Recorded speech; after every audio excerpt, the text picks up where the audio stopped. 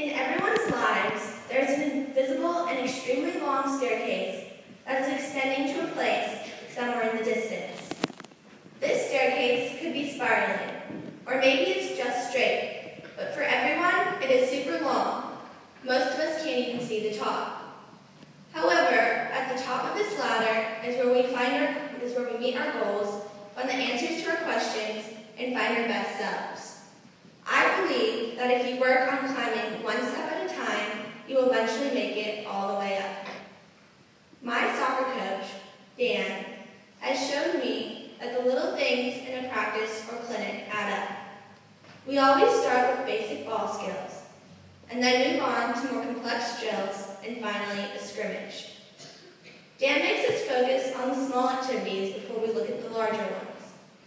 Once we've gone to that step, everything already feels normal. This past season, my team moved up a level, and I remember the first game vividly. That game, we lost, 3-1, but it was the first step.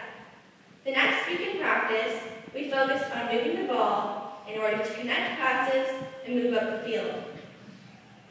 The games kept going, and we still weren't winning, but every game we were improving a ton.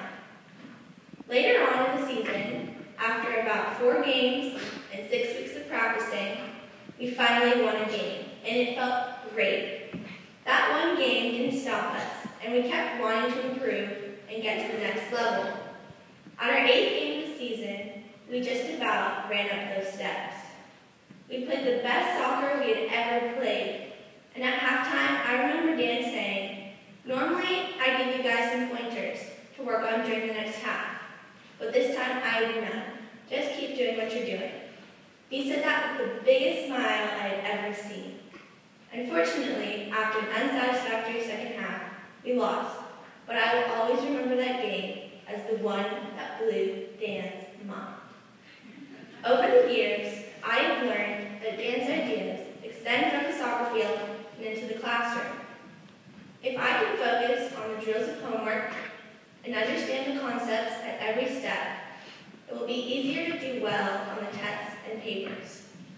It's the same with art projects, science labs, chapel talks, and even the most confusing math concepts that Mr. Sinclair teaches us.